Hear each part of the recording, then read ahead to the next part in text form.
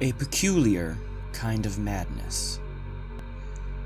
Written by Matt Demersky. I'd always known that my great-grandma was an orphan, but in late October of last year, she decided to tell me the truth about what happened to her family. We were visiting her for her birthday. It was a tradition in our household, a road trip we knew in the back of our minds we'd take only a few more times. She was turning 98, so that was just the cold hard truth of the matter. In my childhood, the journey to central Iowa had been a fun and lighthearted affair. But now, my brother and parents could only maintain strained politeness as we met up and hit the road together. Each of us knew that this trip might be our last. For several hours, we drove through vast, open farm fields that stretched from horizon to horizon. My great-grandma's house was down a narrow dirt road, off of a wide dirt road, off of a gravel tractor lane. As a city boy, it was more or less the most remote possible dwelling I could imagine. She was born there, had lived her entire life there, and would soon, well...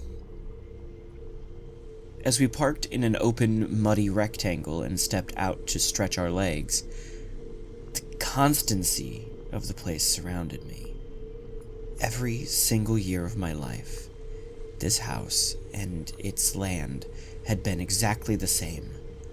The sky was open blue, the earth was a sea of waving gold, and the wind was a smooth river of cool warmth. There was never anything to mar those three pillars of sensory experience except the house, the barn, a defunct old tractor, and the bell. The bell was a simple thing, raised high on an old metal crook. It sat out in the fields about a quarter-mile from the house, serving as a measure of the wind. If a storm was coming, the bell was supposed to ring, a necessary precaution in tornado country. The only problem was, the bell and its crook had rusted over long ago. Every time I got out of the family van from age 5 to age 26, I glanced in that direction and felt a sense of unease as my gaze fell upon that decayed artifact. This time, at age 27, I looked over and saw the bell had been scraped and polished clean of rust. It glinted in the sunlight, practically daring me to look at it. I followed my family inside while struggling with a feeling of dread that I couldn't articulate. Who had cleaned the bell, and why? I tried to stop thinking about it as we gathered in the kitchen and said our hellos. My great-grandma was making tea, and she shooed off our attempts to help. She was a frail woman for whom movement was difficult, but she'd never let that stop her. "The Wi-Fi password is on a note in the living room," she told us with unquestionable authority. "Go stare at your phones and the tea will be ready in a moment." My brother and I did as we were told, but my parents turned on the television instead of looking at their phones. For a few minutes, we stayed in our separate worlds, only returning to the present when my great-grandma brought in the tea, and we had a nice time. That night, when everyone else was long asleep, I happened to open my eyes and see a glow under the door of the guest room I had shared with my brother. My parents were in a different room, and would not see the same light, so it was up to me to investigate. Quietly, so as not to wake him, I crept out and down, finding my great-grandma still awake. She sat in her big jade leather chair, her gaze on the television. She asked me, without looking my way, "You don't fall for this stuff, do you?" "What, like ads?" She pointed her thin little arm at the nearby couch. "Sit." I sat. "I'm going to tell you a family secret," she said softly, finally looking in my direction. "It's for you, and possibly for your brother, but not your parents. Do you understand?" I didn't. Not fully, but I nodded. "You know I was an orphan for a time. Born in this house, lived with my family, but then raised by an uncle after it happened." She didn't wait for my nod. "I was 10 years old that night.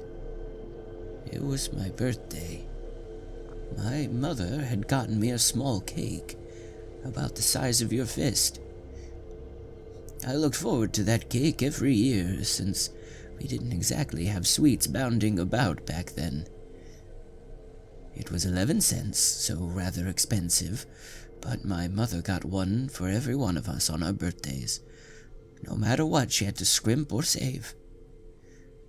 All year long, I saw Mary get her cake in January, Arthur get his cake in March, Eleanor in June, Clarence in July, then Ruth, a week after Clarence. Then it was months and months until me, the odd one out, on October 29th. I was so excited for that cake. As the days rolled closer, as the morning dawned, as the hours inched by, I hopped around the house like a bunny rabbit. But I wasn't allowed to eat it until well after supper. I stared at the clock, so I know. Yes, that one on the mantel there. The brass and chrome one. Same one. But I stared at the clock, so I know. Night fell at 6:41. That was the moment bright orange stopped glinting off that clock, and my mother rose to light a lamp. I looked up at her. "Now?" She smiled and shook her head. My brothers and sisters complained in a chorus in support of me, but she just shook her head at them. "Too soon, and she'll ruin her supper." Father came in from the fields not long after that, dirty and tired as all get out. He ate in silence while we chattered endlessly about what type of cake it would be. Under the frosting, who knew? It might be raspberry, vanilla, or even chocolate. We grew silent as Father neared the cleaning of his plate, an event which would mark the end of supper. 4 pieces of meat and bread remained, then 3, then 2, any moment now. He stopped at the last piece, holding it unmoving above the remaining dollop of gravy. We turned our heads. It was the bell. The bell was ringing out in the fields. Father grunted, then put the last piece of his food back on his plate before rising. He opened the front door. We braced ourselves for the wind, but none came. He spat on and held up a finger to the night air, then shook his head. He moved back into our lamplight and sat. Arthur asked, "Is it gonna storm?" Mary asked, "Is there gonna be a tornado?" My mother shook her head, smiled at us, and told us not to worry. No wind meant no storm, but that bell kept ringing. My father dipped his last piece of food in the gravy and prepared to eat it, despite the constantly ringing bell, but then sighed and put it back down. He motioned to Clarence. Clarence was the oldest, so he understood. He was nearly a man himself, and tying the bell would be no problem. He grabbed a candle, protected the flame with his hand, and headed out to open the front door. My brothers and sisters and I piled up to the window, opening it. We found nothing but absolutely still, chilly air. We watched his little spot of light move out around the house and into the fields in the direction of the bell. The clanging metallic sound stopped, finally, and the candle's little flame hovered next to it for a solid minute. "Why is he taking so long to tie it?" Ruth asked. Eleanor suggested maybe he's having trouble making a knot. Knots are tough. We watched for another minute or two before, and I know how this sounds. The little flame in the distance began to rise, slowly, smoothly straight up. We followed it with our eyes, exclaiming the entire time as it moved out of sight beyond the roof overhang. The bell began ringing again. "His knot must have come loose," Arthur said. Our parents came to look at our insistence, but there was nothing to see by then. Father motioned to Arthur. Happy to help out, Arthur grabbed a full lamp rather than a candle. He hurried out the front door, around the house, and into the field while we watched from the window. The lamp was easier to see, and we were absolutely certain when he reached the crook. As the lamplight hovered there, the bell stopped ringing. At that point, we had no reason to think anything was amiss. Maybe the wind had just blown a wisp of burning candle string up into the sky, and Clarence had gotten lost in the dark. You would see the lamplight and find Arthur, and they would both come back. The rising little flame we'd seen had just been a fluke. Only problem was, staring out into the autumn night, we still felt no wind at all. We stared at that unmoving light for a strangely long period of time.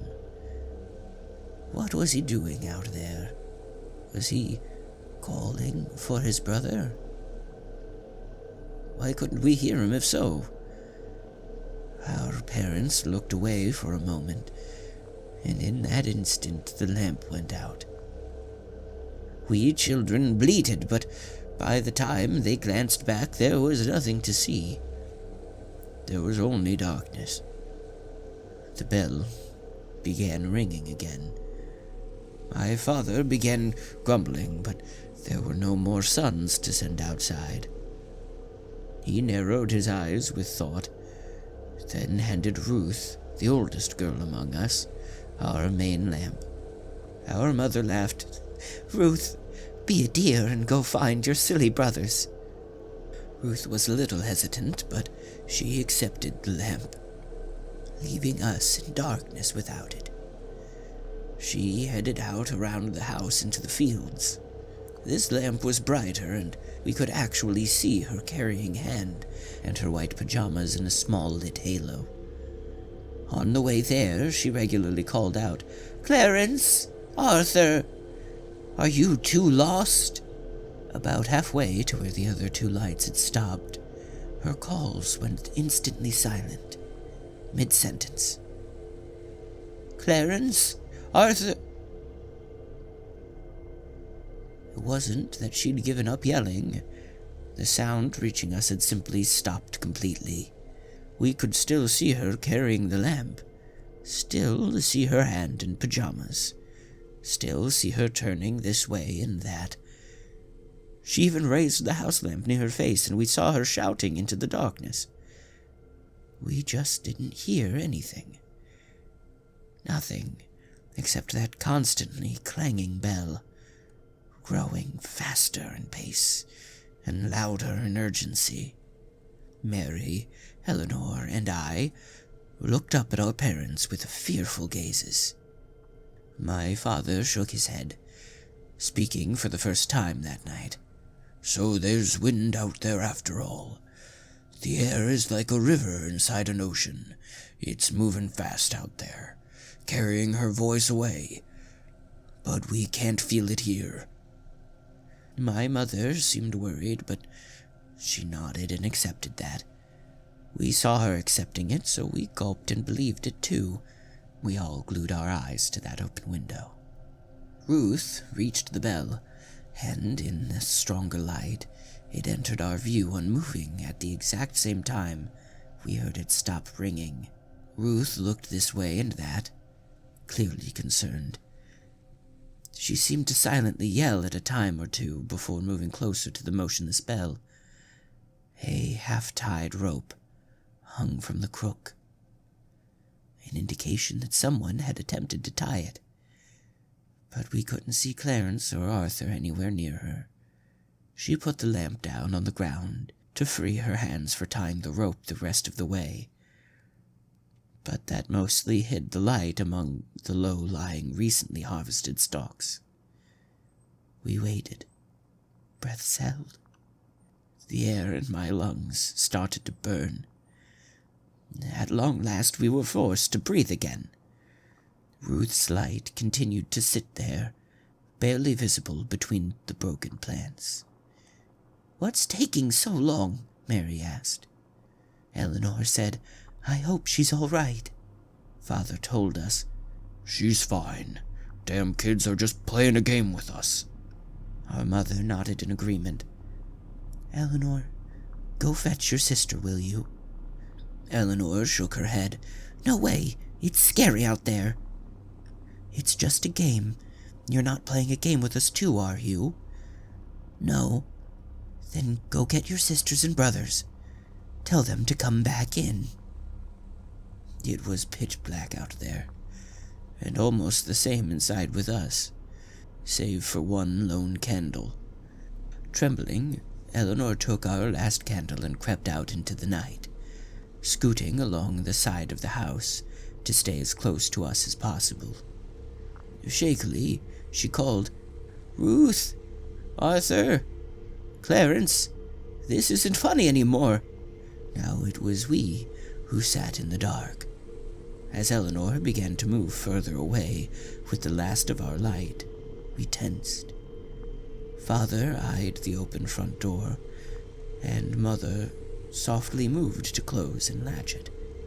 I wondered what they meant by that move, because how were the others supposed to get back in?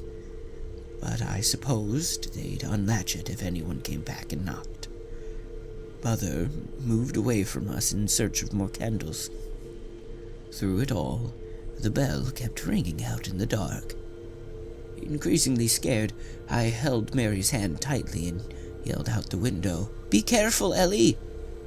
She must have happened to cross the invisible silent threshold at that moment, because she turned around in surprise and stepped closer. "I heard your voice go quiet, but there's no wind. Papa's wrong." She stepped away again. "See, when I pass this point, my—" She held up the candle to show us that her mouth was still moving, but we heard nothing.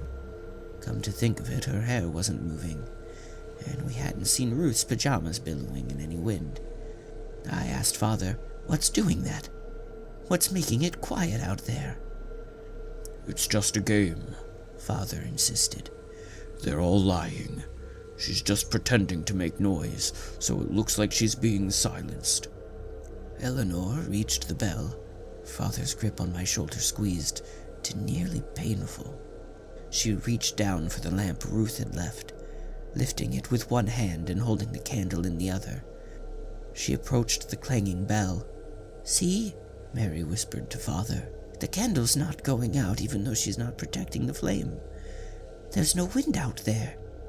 "But the bell is ringing," he said gruffly. "So there is wind."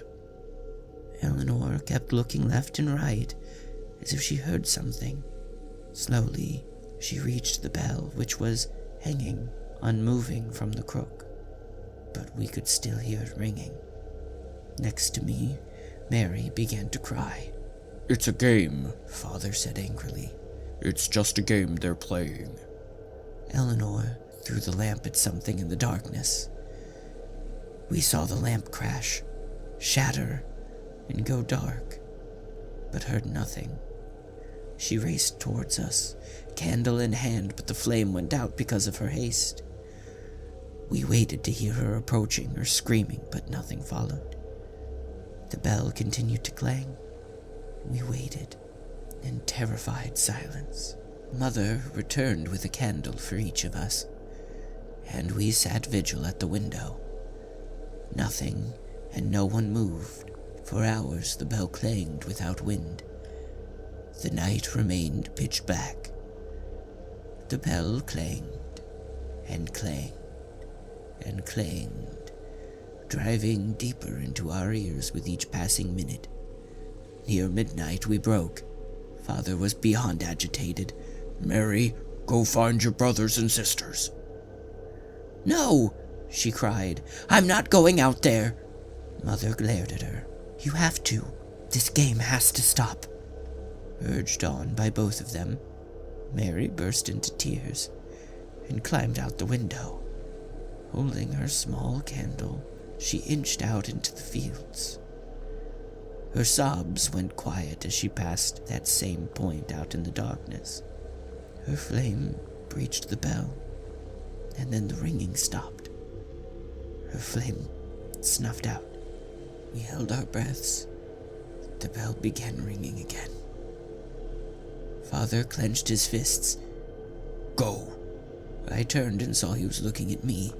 I suddenly realized I was the only child left in the house. I felt horribly alone. Everything in me shrieked against the thought of going out into that cursed night. No, my mother wavered in place, no longer adamantly in line with my father. She began to cry, too. What are you doing? He demanded. It's just a game. There's nothing to be scared of. She screamed and demanded. Why do you keep saying that? Why have I been helping you to do this? He grabbed her and shouted into her face. Because we haven't been sending our children to their deaths. That's not what's happening. She pushed his hand away and ran for the window. Pushing past me, she tumbled out and ran, screaming, toward the still clanging bell. Not out of fear of father, but out of terror for her children. Arthur! Clarence! Ruth! Eleanor! Mary, for God's sake, where are you? He growled and leapt out after her, yelling, We didn't kill them! Everything is fine! They both continued shouting until they passed that point in the dark, and all went silent, except for the bell. Twice more it stopped ringing, and twice more it began again. In panic and terror beyond reason, I closed and latched the window and pushed all of the furniture against every entry to the house. I curled in a cupboard, holding the last candle up to my face as it slowly melted its way down toward my fingers. Somehow I was alone. We'd all seen the danger and stared right at it as it happened, but one by one they'd all gone out there anyway. I'd been surrounded by a full band of siblings my entire life, and now I was completely and utterly alone in a house in the middle of nowhere. By the length of my candle, it was 3 a.m. when the knock came at the door. I trembled, but did not make a sound. The knock sounded again, 40 heartbeats later. It was louder this time. I shook, holding my candle tight. The third knock was more like a tremendous crash or kick, and I heard the door explode inward. 60 heartbeats. 60 heartbeats of silence passed, and then the floorboards creaked. Something in me told me to put out my candle for fear of it being seen through the cracks in the cupboard. But I didn't dare. Not darkness. I couldn't handle the darkness. I would scream if I did, so I kept it lit. Slow, quiet steps moved through the house. Whoever it was seemed to be pausing and listening at times. At others, they would rush forward to a random spot in a sudden frenzy and then stop abruptly. 400 heartbeats after that, the bell began ringing again, but this time it rang from inside the house. It rang from the kitchen. It rang from near the bed. It rang outside my cupboard. Clang, 10 feet away. Clang, 5 feet away. Clang, right up against the cupboard door. And then it opened. I sat expectantly, mouth open, eyes wide, as I waited for my great-grandmother to continue. After a bit, I realized that was it. But what did you see? She shook her head. That's not the point. I'm here, so obviously I survived. And a young man like you doesn't need to know what horrors walk in this world outside the paved cities of man. Gulping, I asked, "You're not just pulling my leg? This really happened?" "Yes." Her gaze went distant by television light. "But here's what I want to tell you, and what you should tell your brother. The thing that opened that cupboard door and stared at me from the dark. The thing that hoped to wait out my candle before the coming of dawn. Had a bell tied to one of its teeth with a blood-soaked rag, such that it would clang when its mouth was open for hunting. Somehow, some way, some heroic poor soul managed to tie a warning bell to that thing before they died. We heard that warning bell all night long, and yet my entire family walked out there, one by one. We didn't listen, because we didn't want to listen.